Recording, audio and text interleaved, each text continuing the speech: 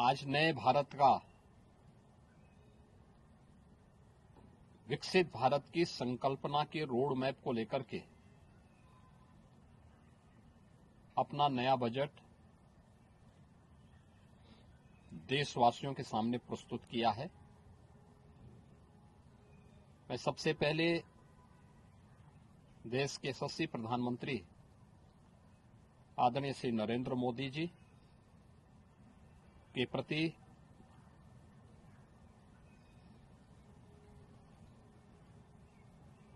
इस बजट को प्रस्तुत करने के लिए दिए गए मार्गदर्शन और उनके निर्णायक नेतृत्व के लिए हृदय से आभार व्यक्त करता हूं। मैं इस बजट को प्रस्तुत करने के लिए केंद्रीय वित्त मंत्री माननीय श्रीमती निर्मला सीतारमण जी को हृदय से अभिनंदन करता हूं, प्रदेशवासियों की ओर से उनका धन्यवाद करता हूं।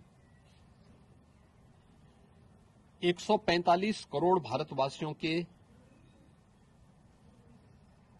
आशा और आकांक्षाओं का प्रतीक यह बजट है, जिसमें नए भारत और विकसित भारत की संकल्पना का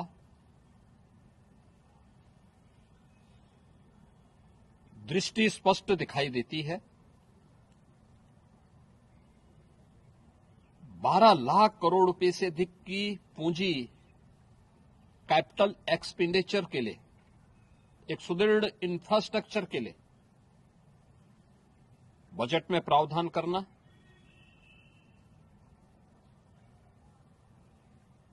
सात रेल कॉरिडोर के निर्माण के लिए प्रावधान करना, आयुष सेक्टर को विकसित करने के लिए और हेल्थ सेक्टर को मजबूती करने के साथ साथ आम नागरिक के लिए और खासतौर पर उसमें भी महिलाओं पर केंद्रित करते हुए उस पर जोर देना, हर जनपद में महिलाओं के लिए, कामकाजी महिलाओं के लिए छात्रावास के निर्माण का कार्य हो या स्टेम, साइंस, मैथ्स, स्टैटिस्टिक्स और इमर्जिंग टेक्नोलॉजी से जुड़े हुए छात्रावास के निर्माण के लिए सहयोग करने का, युवाओं के सपने को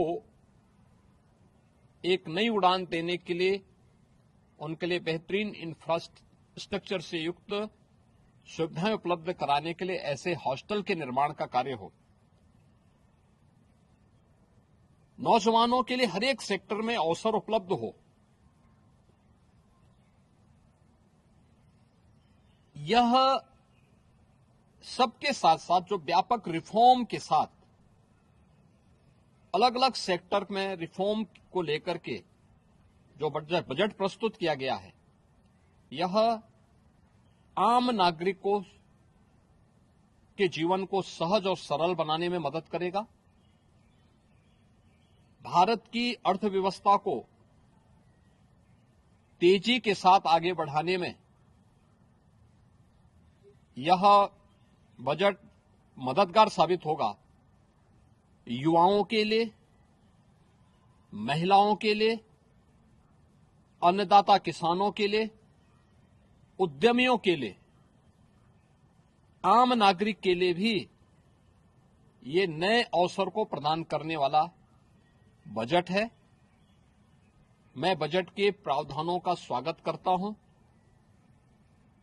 आम नागरिक के लिए, जिसने बजट के लिए जो बड़ी आशा भरी निगाहों से जो व्यक्ति देख रहा था, खासतौर पर मध्यम वर्गीय परिवार, गत वर्ष देश ने जीएसटी रिफॉर्म को देखा है, आम नागरिक उसका लाभ लिया है। इनकम टैक्स एक्ट को अप्रैल से लागू करने की घोषणा उसको सरलीकृत करने, हर व्यक्ति आसानी से अपने रिटर्न को भर सके, इस दिशा में उठाया गया कदम भी स्वागत योग्य है, जिससे अधिक से अधिक व्यक्ति इनकम टैक्स की तरफ आकर्षित होगा और इनकम टैक्स का अपना रिटर्न भरने के लिए आकर्षित होकर के प्रवर्तमान नेशनल बिल्डिंग के कार्यक्रम में वह भी अपना योगदान दे सके। इस दृष्टि से यह अत्यंत महत्वपूर्ण कदम है। मैं कह सकता हूं कि यह बजट समाज के प्रत्येक तबके को,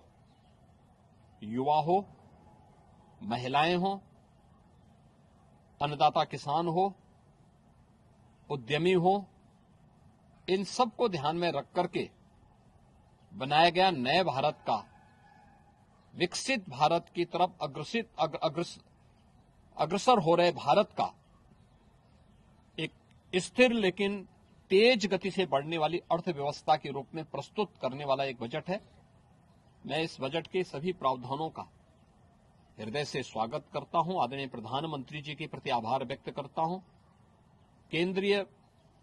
वित्त मंत्री जी को इस